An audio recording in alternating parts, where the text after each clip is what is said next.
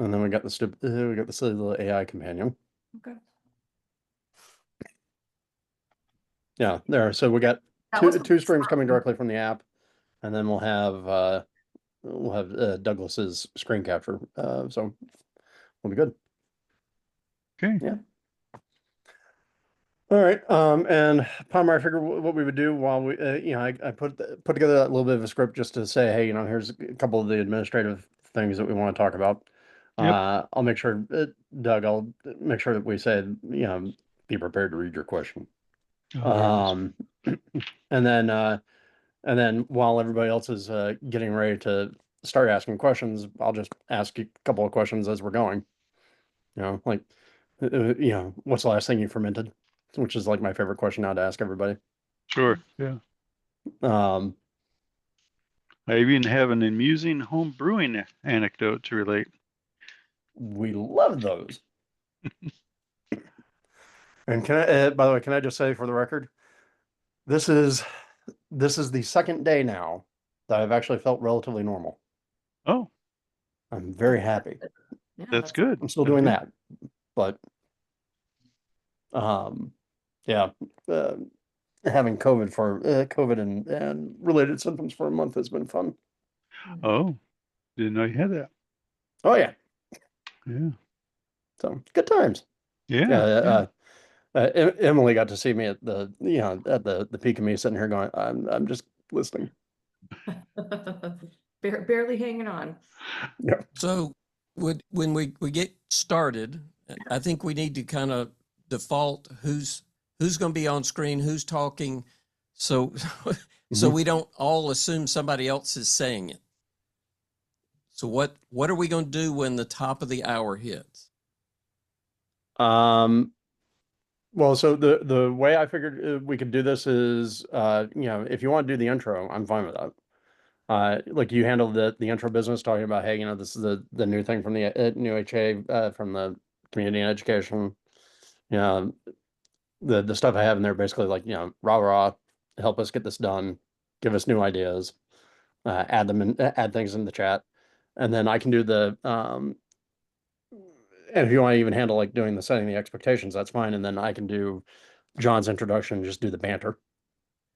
Drew, I am happy for you just to do everything. I think it will be faster. Okay. Because I think we're here to get people's questions answered from John. Yep. This is not a typical webinar. I don't think we want it to look at all like it. Just say, hey, we're here for you. We got top guy in home brewing. He's going to answer your questions. Yeah, I think I would that's just, yeah, and I I'll just jump wanted in to- where you need me, but I wouldn't. Don't work me in just for the sake of it. Okay, up to you, buddy. But yeah, I figure we just do like, whatever those 3-5 minutes up at the front, just say, hey, here's what we're doing. This is why this is cool. This is why it's fun. This is because hey, awesome, new, independent. Need your help. Don't be a dick, John. I always try not to be. Yes. I know. Well, I figure. But yeah. Same. Still there. I'm gonna. What's everybody drinking tonight? Me, cough syrup, Robitussin. Always a favorite. I may actually have a beer tomorrow. Wouldn't that be novel? All right. So we feeling good? Yep. Should we just go ahead and open the floodgates a little early? I feel like I should have a better shirt on actually, but oh well. I got my Palmer, local yeah. on. Yeah. Yeah. Palmer will understand how close I am actually to Wild Parrot. Yeah. You could dash over there for a beer while we're doing the intro. Yeah, I could actually. Whoa. It is a 2-minute walk away from me, and about a minute of that is waiting at Colorado Boulevard to cross. Yeah. Waiting for the crosswalk, yeah. Yep. Oh no, I don't have a crosswalk. I have to play Frogger. Oh, okay. You have to play what? Frogger. Okay. Not that hard on the way there. A little more interesting on the way back. Well, Also slightly we more uphill on the way back. we're almost at the top of the hour. Yep. I think we just go ahead and we start letting people in, and I'll go remind people real quick. Let's see. Yep. So yeah, Emily, if you want to start letting people hit the ramps. Do you want me to admit everybody? Sure. Okay, we got 6 people. Here they come. Okay. It's good to take the first couple of minutes to welcome everybody and Mhm. just have a little chit chat till we get enough.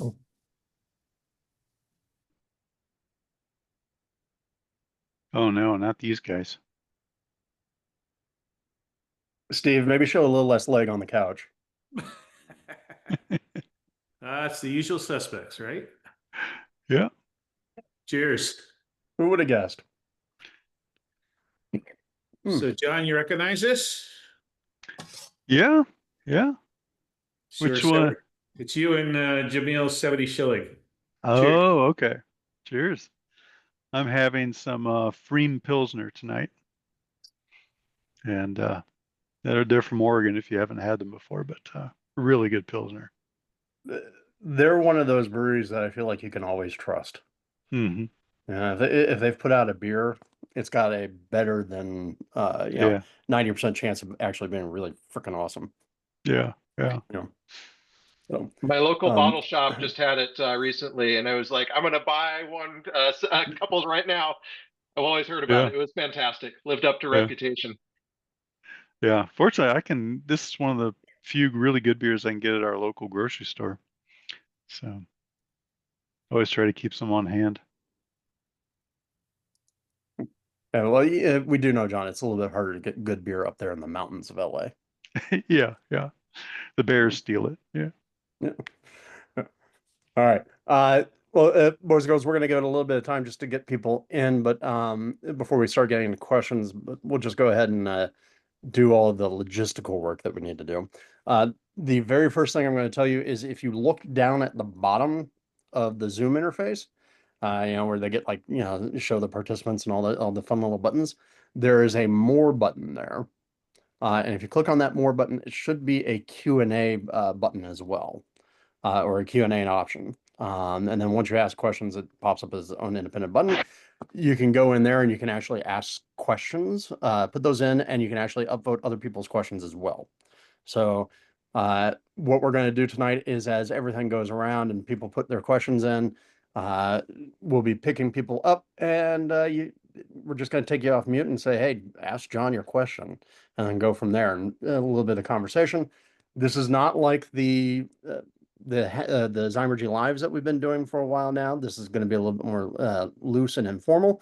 Not really doing slides. We're just doing yabber. So in the meanwhile, to get everything off the ground, so my name's Drew. That's John over there somewhere on your interface. And we also have Doug over in another portion of the Brady Bunch window here.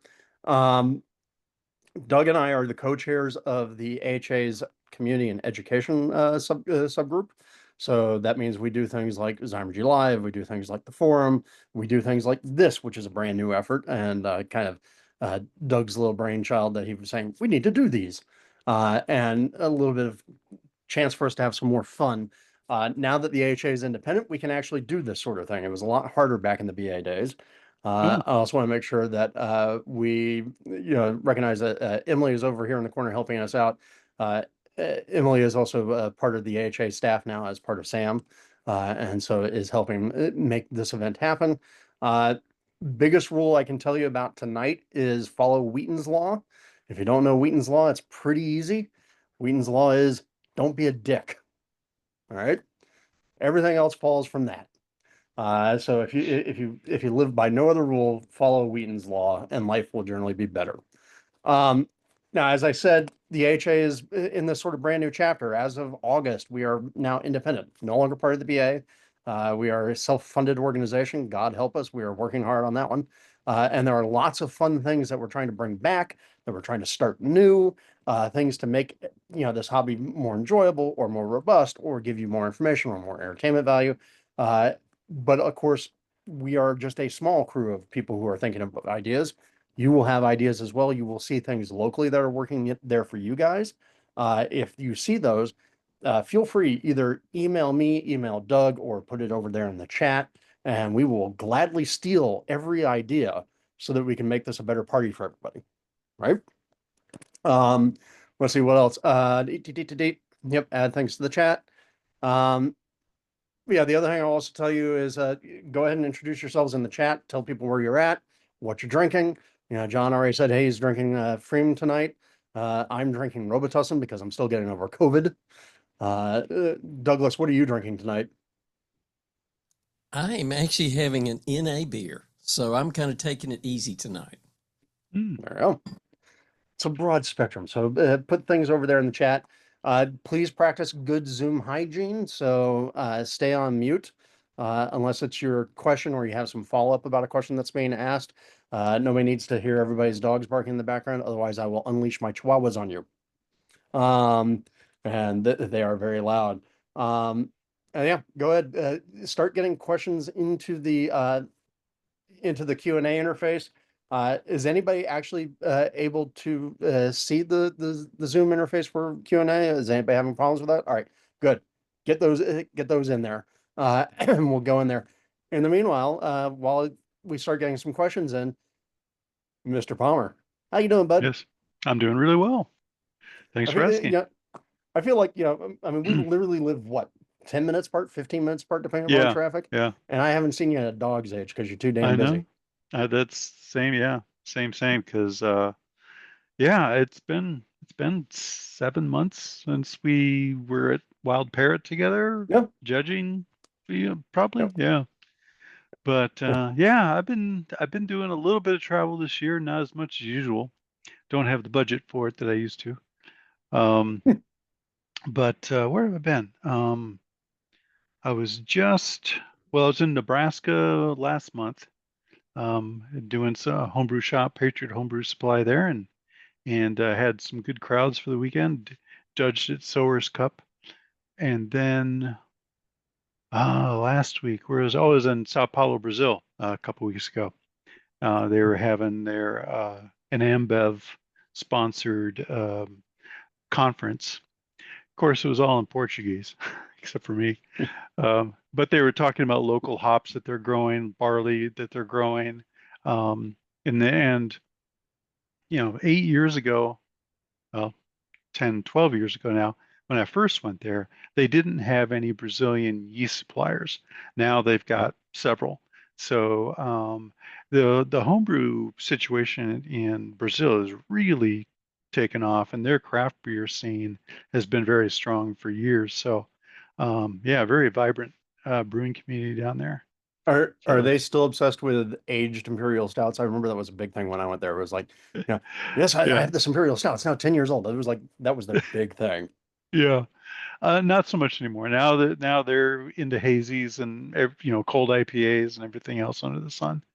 Um, and they're doing some non-alcohol stuff too. Yeah, they really keep up with what the United States is doing, so it's kind of interesting. But of course, their fruit beers are phenomenal. They've got literally 150 different kinds of fruit they can add to their beers and some of them are really tasty. So yeah, Yeah. always fun going down there. All right. And you said Sao Paulo, and I think what you're on the road next week too, right?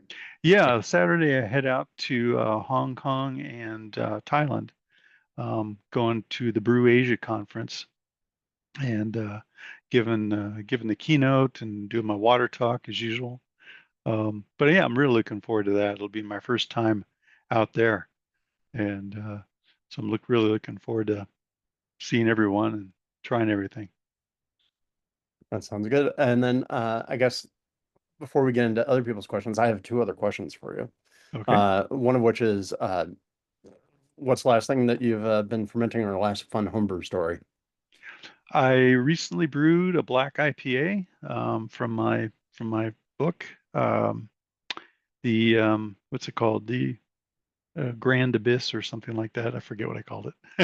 But it's my stone black IPA clone and sublimely self-righteous black ale, as they call it.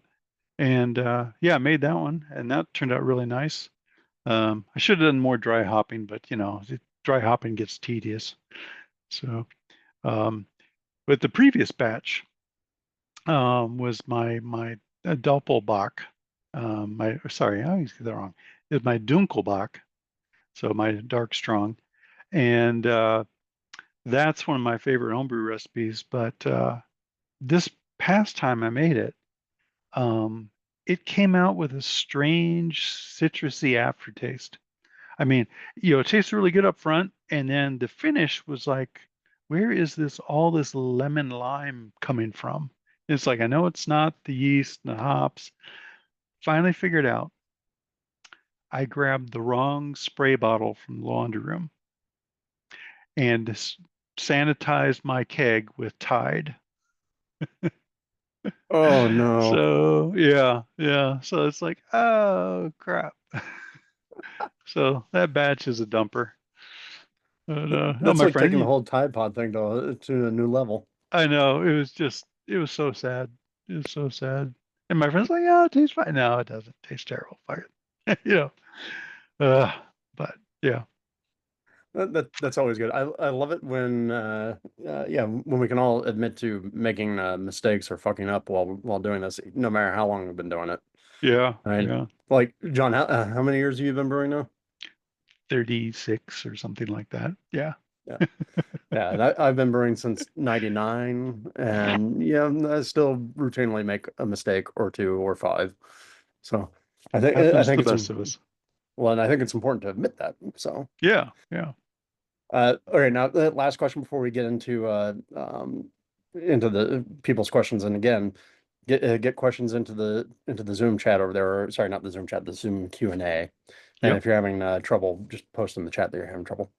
Um, so Palmer, I have to ask, how do you feel about the big news this week? That Rush is going back on tour? Oh, excited. Yes.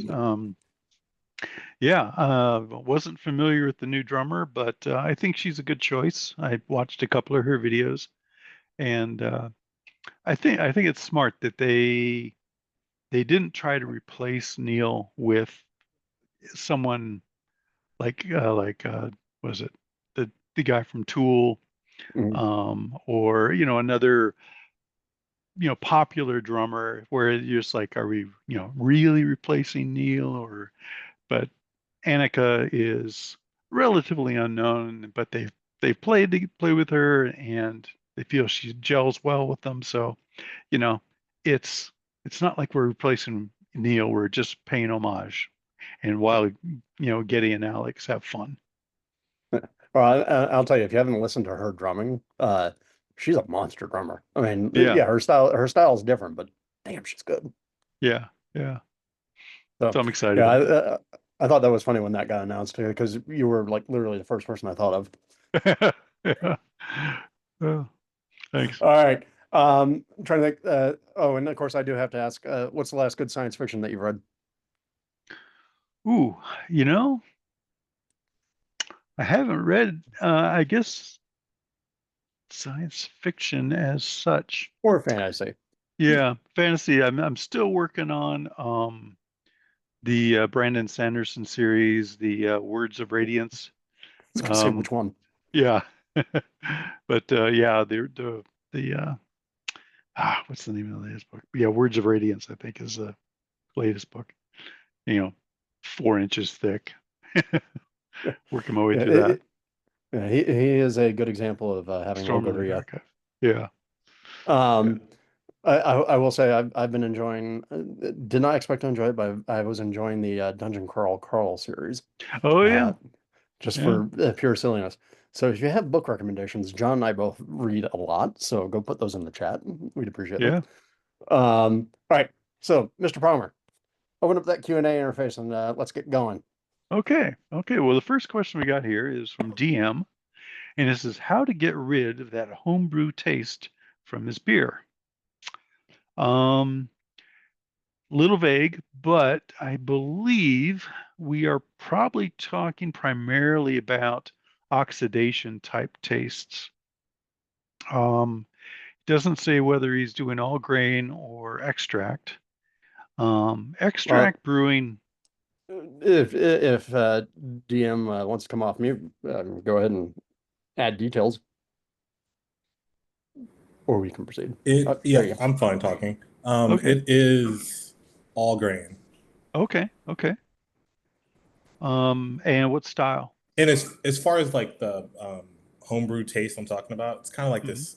this tinge of like a metallic taste that's in the beer, Hmm. and you just kind of can tell anytime you're having it. Like this, it'll taste fairly good, but in the back, like that aftertaste, there's a little touch of something.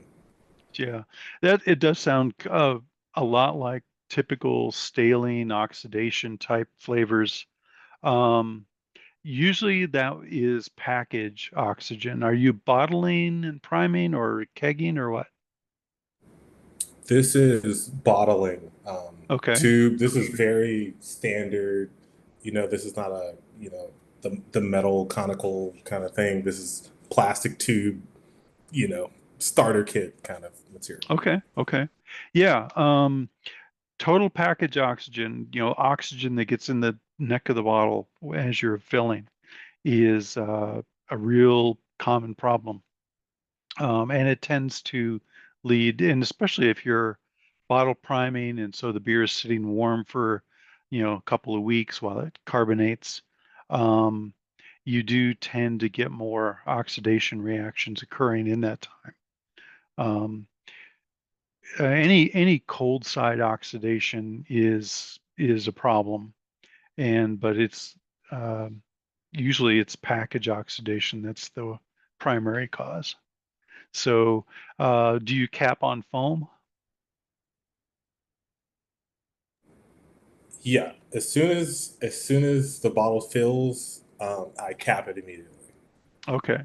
Um, One thing I learned from John Mallett when I was visiting Bell's years ago was not only do you cap on foam, but you let the foam actually protrude from the bottle and wipe off that first half inch of foam, because that foam tends to gain oxygen from the atmosphere. As those bubbles are forming, you have oxygen diffusing in due to partial pressure type stuff. So always wipe off the top of the foam before you cap, and you'll improve that package oxygen. Other metallic tastes could be water related if you're doing lots of water salt additions, but hard to hard to speculate there. And that's Uh, generally not a big deal. I'll throw in one other thing that a lot of times when people talk about homebrew taste and twang, right? That seems to be a common way for a lot of people to describe it. Um, Oxidation is a big one, but the other one I'll tell people to watch out for is fermentation characteristics, like in Mm, particularly the completeness of fermentation. I find that most homebrew, and particularly when people talk about homebrew twangy type homebrews, it's because they're not as completely fermented. If you go and you look at like the final gravities that a lot of homebrewers will achieve in their beers, and then you go compare that to what you get in a commercial beer, they're usually fairly radically different, right? Like we feel very comfortable with, as homebrewers talking about, oh yeah, this thing finished at 10, 12, 10, 14. And then you go and you talk to most commercial brewers, in particular ones that I consider to be clean in a lot of ways. Their final gravities are like somewhere in that, 1004 to 1008 area.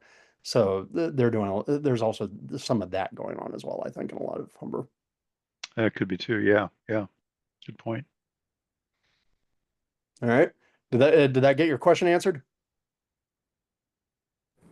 That did it. I appreciate it. Sure, Perfect. sure. All right, Mr. Palmer, break out that next one. Okay, Steve asks, at a company picnic yesterday, one of my colleagues mentioned that he wants to start brewing. Cool. We started chatting. He asked me what equipment he should start with. In the old days, I would have said with malt extract, kettle on the stove, glass carboy, and a bunch of bottles. Nowadays, I really don't know what to recommend other than John's book. Thank you. How should modern homebrewing newbie get started? Well, that's funny you should ask. Of course, I don't have a copy of the book readily at hand. I I have a new book called How to Brew in Your Kitchen. That's if only available in the UK at the moment, but from camera. But what I recommend in there is that you do brew in a bag. And I recommend starting out with a 2.5 gallon or 10-liter batch, because you can brew that in a 5 gallon pot on the stove, and that, roughly 3 to 4 gallon boil in that 5 gallon pot on the stove doesn't take hours to achieve. It's a good size for brewing on the stove. I also recommend doing a no sparge batch, so you don't have to worry about adding sparge water. You just uh, mash, raise it, let it drain, and start your boil. So yeah, brew in a bag, no sparge, 2.5 gallon batch size, I think works really well for getting started. Teaches you everything that you need without a lot of hassle. Thank you very much. And how do we get your book, your UK book? That's a good question. You might be able to get it through Amazon. I don't know. It came out beginning of the year, and they are looking to increase distribution, but so far I could not get More Beer or a Northern Brewer to carry it as well. So I would think I had a copy here someplace. Where'd it go? This is the problem with nobody buying books anymore. Yeah, that is the truth. It's loggers. I don't see And it. John, I mean, would you say that following that advice, that 2.5 gallons and brew in a bag, would you tell people to do that instead of even starting with extract? Yeah, actually, I mean, I think extract kits, especially modern extract, still works very well. But a lot of people want to jump in with both feet, and Mm-hmm.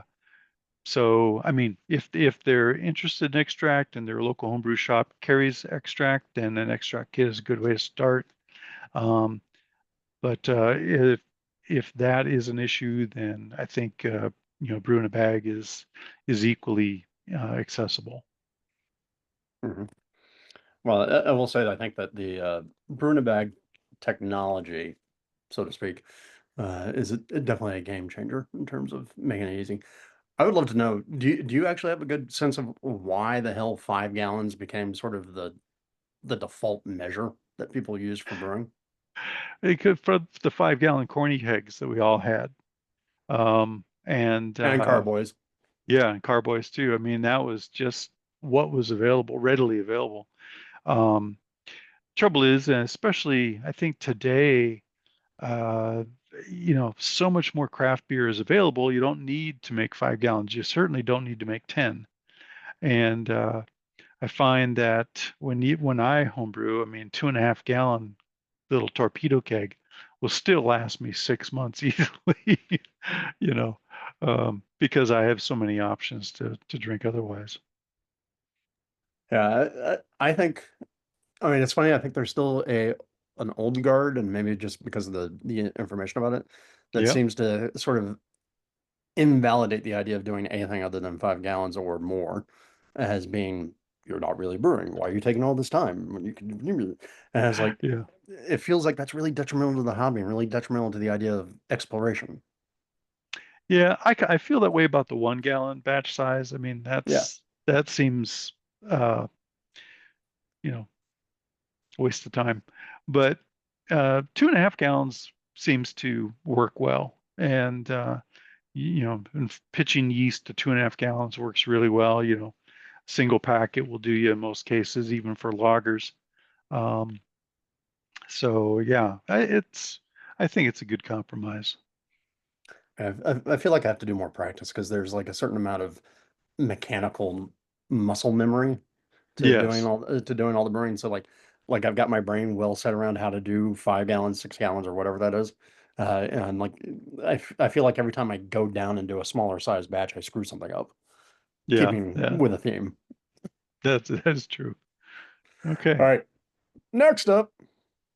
All right. Andy talks about our LA water, the bicarb rich water of Greater Los Angeles, around 190 ppm. Okay. Sometimes it just builds from RO, yep. And sometimes I'm cheap and lazy and knock out the bicarb with lactic acid, okay. For 7.6 gallons, I would use 6.3 milliliters of 88% lactic acid. The chemistry says that should get the bicarb close to zero. Then I'll add in what other stuff I want to get in there. Your calcium sulfate, calcium chloride. And you don't notice any tartness, good. But am I missing something that means this is a bad idea? I don't think so. Am I missing something that, or in a second question, how much can I trust the calculated values of sodium from the home water test kits? I use Lamont kits. Okay. Fortunately, sodium is not that big a deal. I mean, we do talk about not exceeding 100 ppm, but hazy IPA, I think, has shown us that even when people, do put in 150 of both sodium and chloride, the beer still tastes fine. So, yeah, I think the way you're doing it, and that's also how when I brew pilsners and other light styles, I'll do an RO or at least half RO with LA tap water. Um, yeah. Lactic Yeah. acid, I mean, look at your spreadsheet and look at the anion concentration of what you're adding. As long as you're less than 400 ppm of your lactate and anion, you shouldn't taste it. Yeah, and of course the funny part for LA, and Andy and John, you both know this as well, is what your water is depends upon what time of year it is and where it's coming from. That's Because right. like spring's nice and soft when we start getting that snow melt, and then by the time we're in this time of year, it's like, Yeah.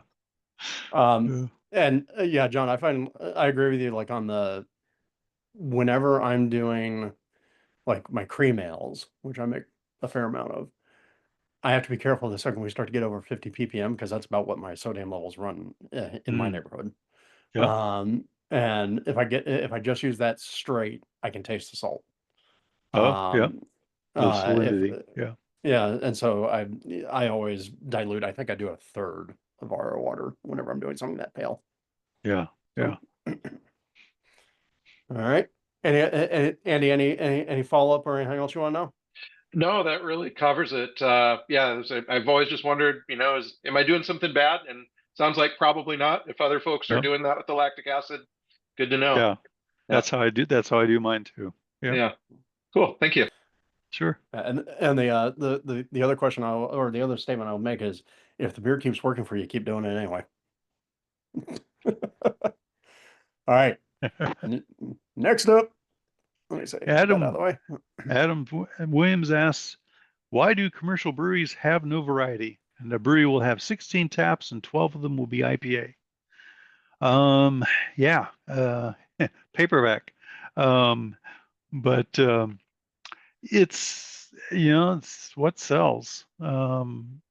There's what the brewers want to make, and there's what people will buy, and what they can sell enough of to pay the bills. So, yeah, lots of IPAs, lots of hazies still in the local portfolios around here anyway. Well, and this is where I started telling people that, when people ask why I brew at home, I started reminding them that I started brewing here in LA defensively because we didn't have good beer here forever, right? Yeah, And those of us who live here will remember that it took until like 2009 before we started getting like, ooh, we got craft breweries like everywhere else in the nation. yeah, Um, and I always just tell people I brew defensively so I could have good beer here in LA.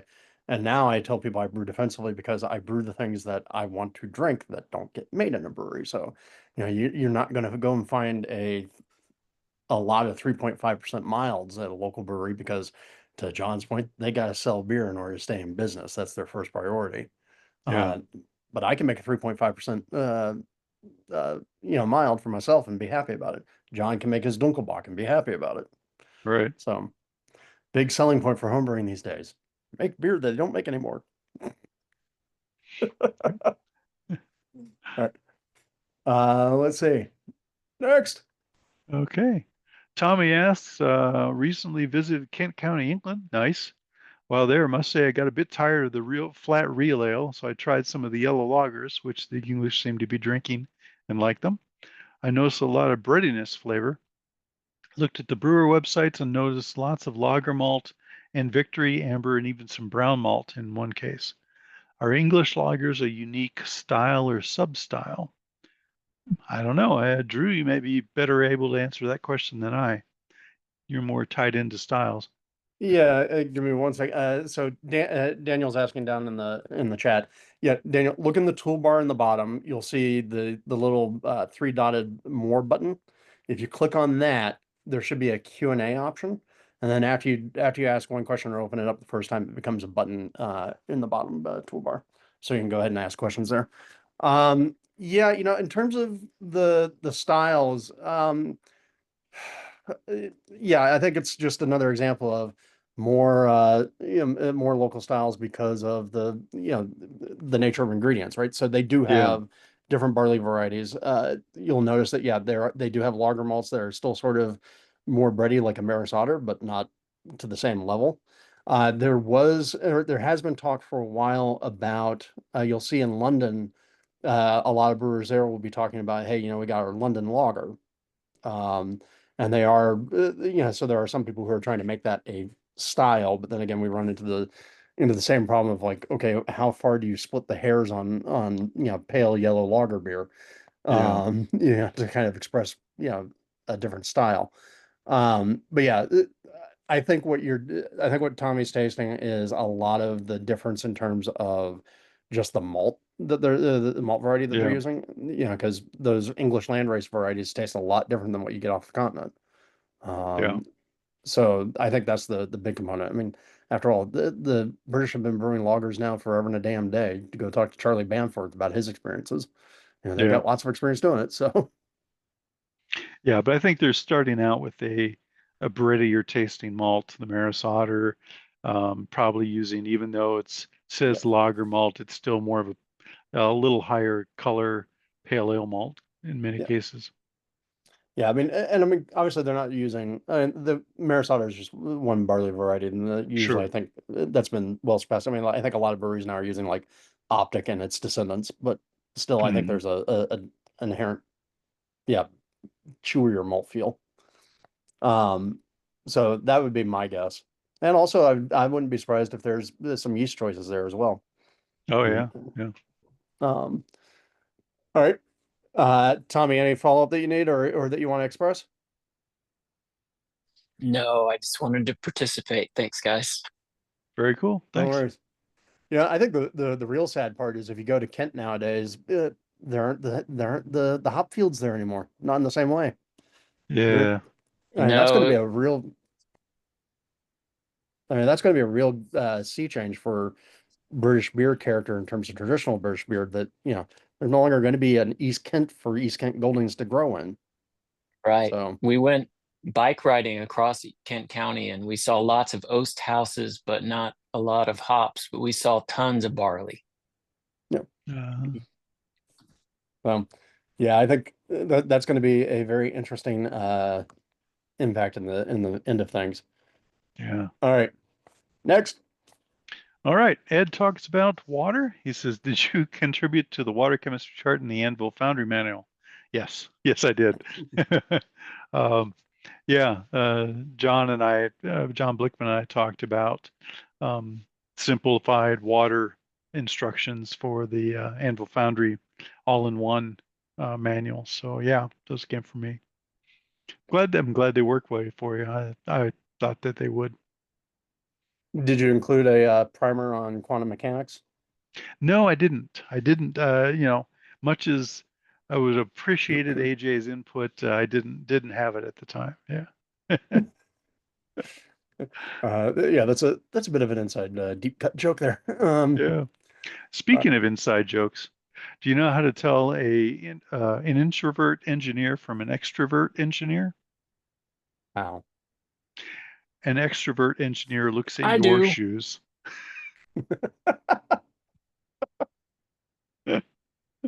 This is true. All right.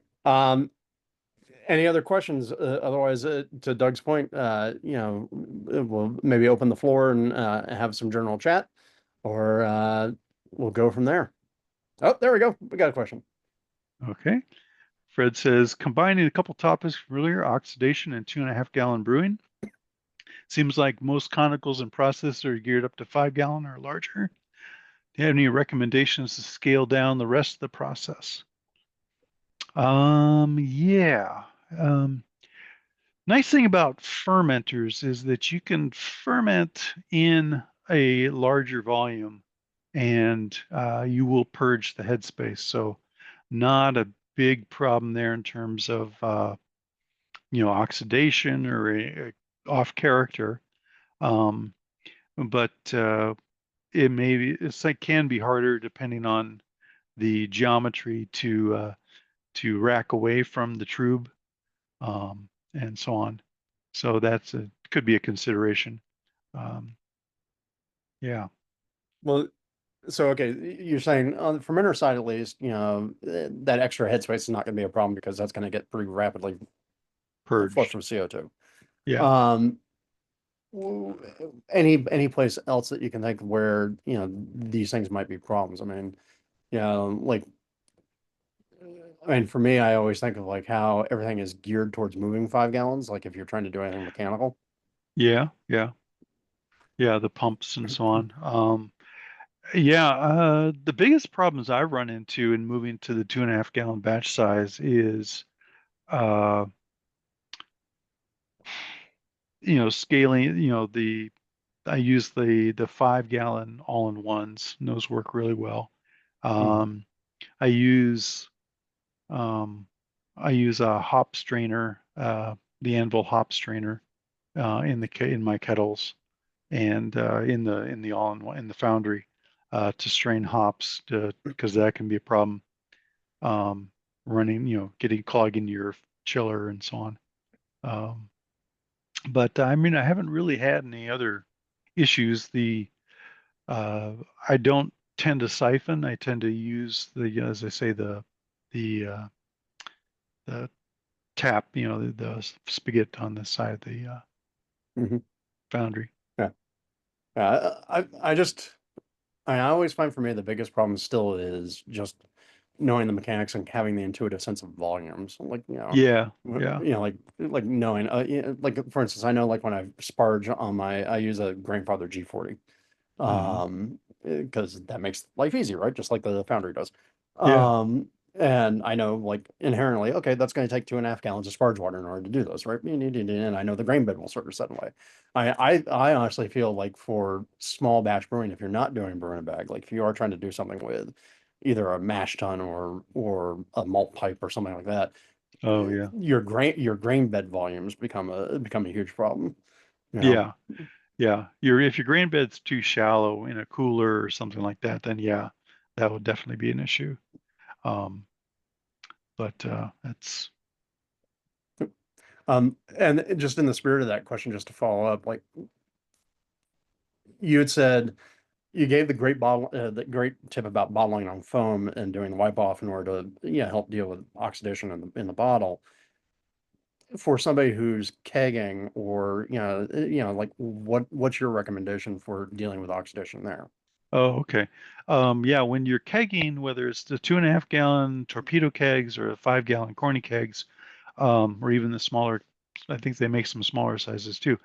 Um, I always hook up the gas to the dip tube, to the would be the beer out tube, and purge the keg with a slow volume of CO2. I crack the lid so that there's just a gap, allowing the CO2 to come out. But I don't. You have to be down to like 5 psi, something like that. Low pressure, because you don't want to churn the gas in the keg. That would result in the gases mixing, and you wouldn't purge the oxygen. With a slow fill, you'll purge the container, and then you can start your racking, start filling the keg, and Then when the keg is full, or I've run all my worts into the keg, I will connect the gas to the gas side, and again do a slow purge of the headspace before sealing the keg and pressurizing it for carbonation. There you go. Yeah, it's amazing how just a little bit of oxygen pickup in an unflushed space like those pickup tubes, or even a transfer tube that you're using to take the Yeah, beer from your bucket, your carboy, your conical, can have an impact, particularly if you're trying to do something like, say, a hazy. You know, yeah. hazies, it seems like you breathe on them wrong, and suddenly it's brown gravy. Oxidized. Yeah, yeah. Yeah, when All they right. turn gray, it's always a red flag in competition. Well, so speaking of competition, we have an anonymous question there about Yeah. any tips for winning gold in a homebrew competition. Freshness is key. I mean, carbonation, higher carbonation is better than lower carbonation. So many times I've had competition beers, different styles, where the beer comes out, undercarbed or even flat, and you know, it tastes okay. I'm not tasting any off flavors, but there's just no life in the beer.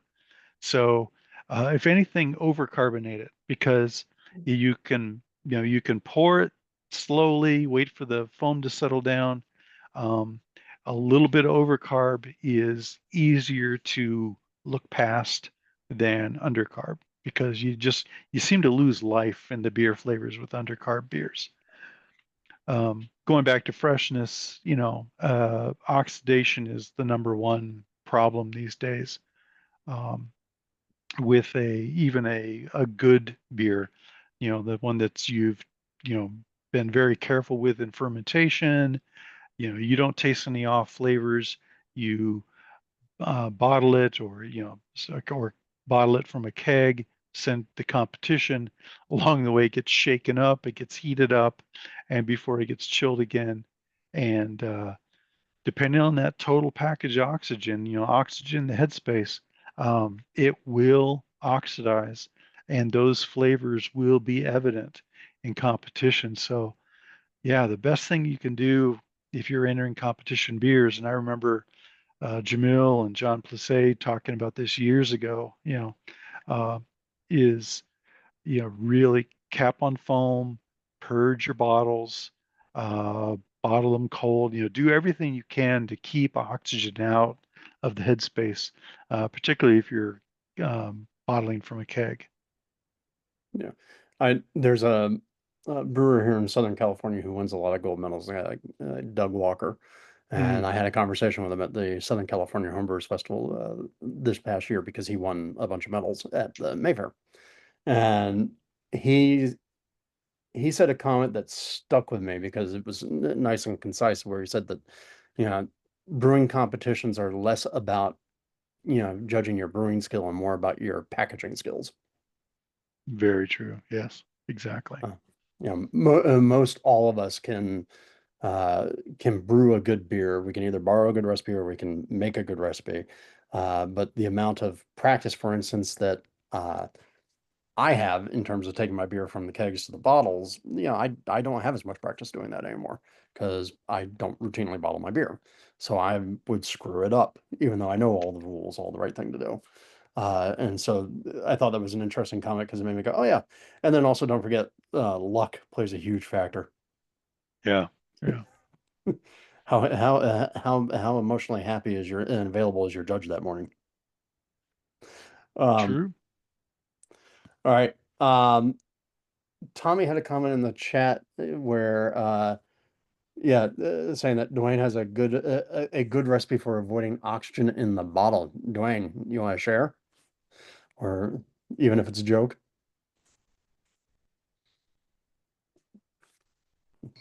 How do you There we go. unmove this thing? Here we go. Yeah, so I just use a counterflow chiller really, but I use a little metabisulfate.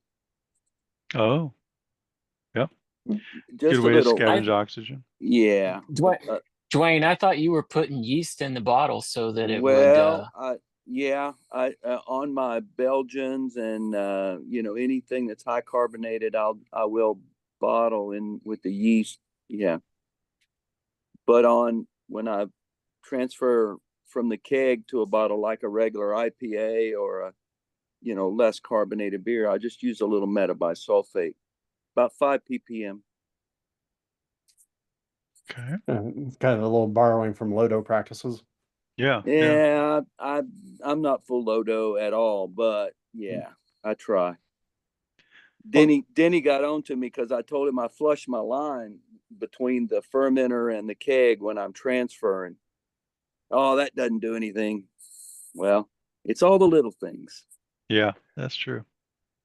Well, So- and again, I mean, I know both Denny and I have said poo-pooey type things about the whole, Yeah, religion of Lodo, like yeah. the way that it gets packaged and whatnot.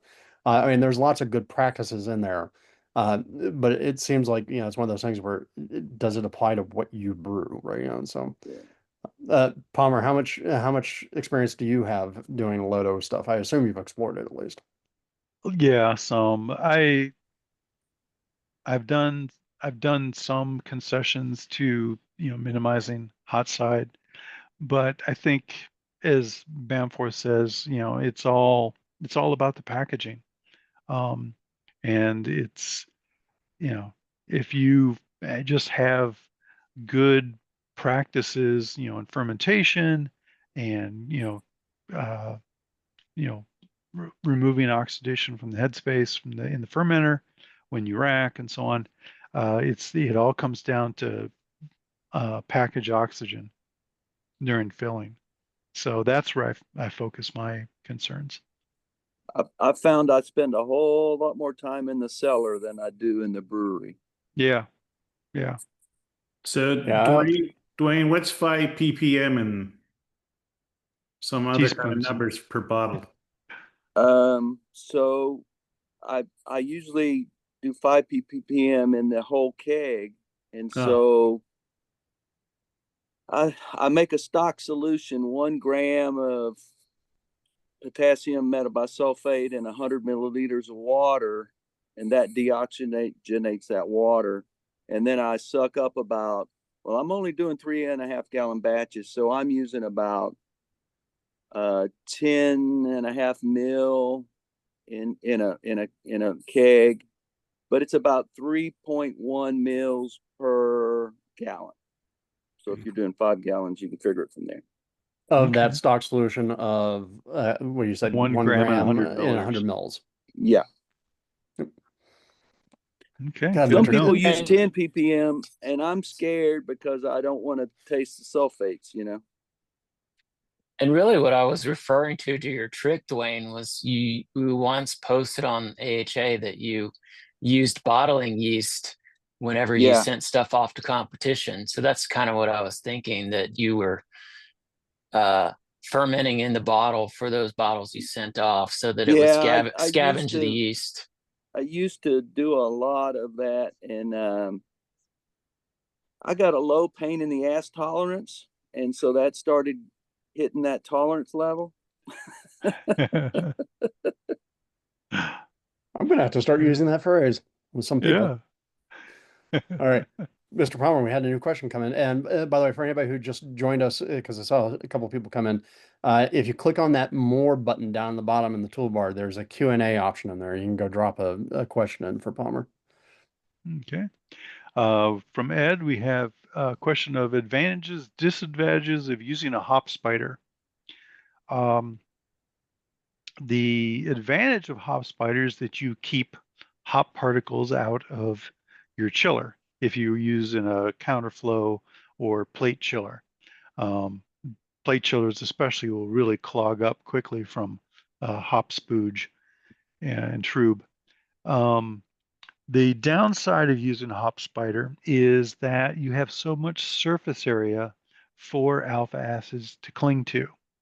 And with all the interest in whirlpool hopping and dry hopping in the last decade, they did a lot of research which showed that, especially as you get up past 4 pounds per barrel in terms of total hop, hop matter in the beer. And 4 pounds per barrel works out to, was it a half ounce per gallon? Yeah, half ounce per gallon, I think, or 1 gram per 4 liters. No, sorry, 4 grams per liter. There we go. So when you get up to a certain mass of hop matter, you start taking out more alpha than you put in. That is, you do your hop addition, and if you're not boiling and isomerizing those hops, and even if you are, over the course of time, a lot of those alpha acids are going to reattach, reabsorb to the green matter. And they will also stick to your stainless and to any screens that you have. So a hop spider provides a lot of surface area for alpha to stick to. So that's just something to be aware of. If you're trying to brew a really strong IPA, get lots of hop character in there, you may have to bump up your hop addition a little bit to kind of counter some of that's going to be retained, in the kettle and not make it into the fermenter.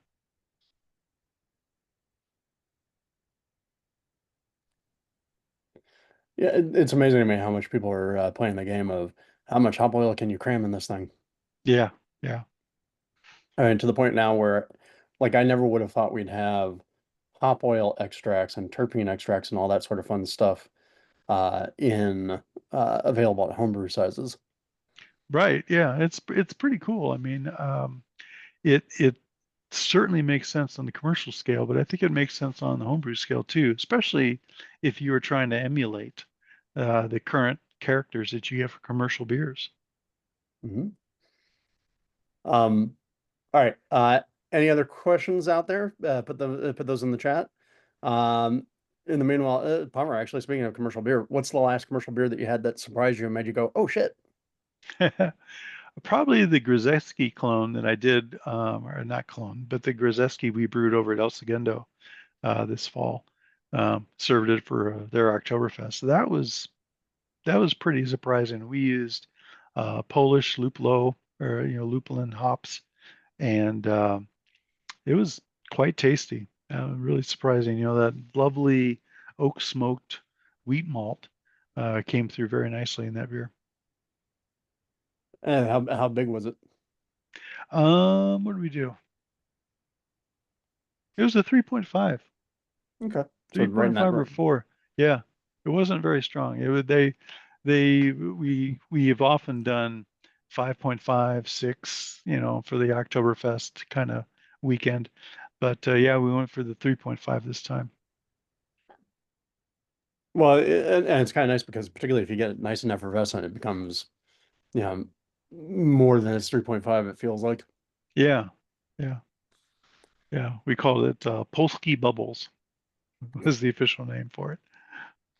Of course. Yeah. Homebrewers and dumb names for things. Love it. Yes. All right. Well, boys and girls, any last questions, or we're going to let Mr. Palmer go free. I did put a link to the camera shop in the chat for Oh, John's thank newest you. book, just so that people can see that if they want. Otherwise, let's see. You said you're off next week to go to Brew Asia. Yeah. Any other big plugs that we need to make for you?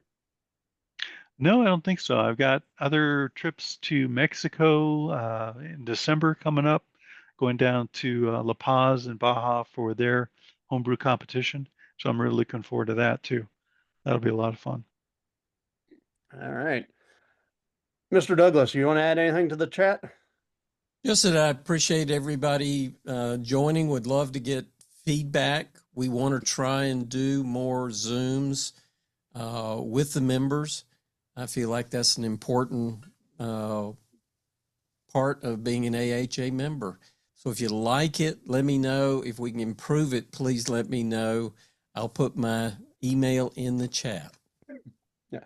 And I just included a link to the forum that will take you to the the post that we made announcing this thing. So if you got feedback, go throw it in there.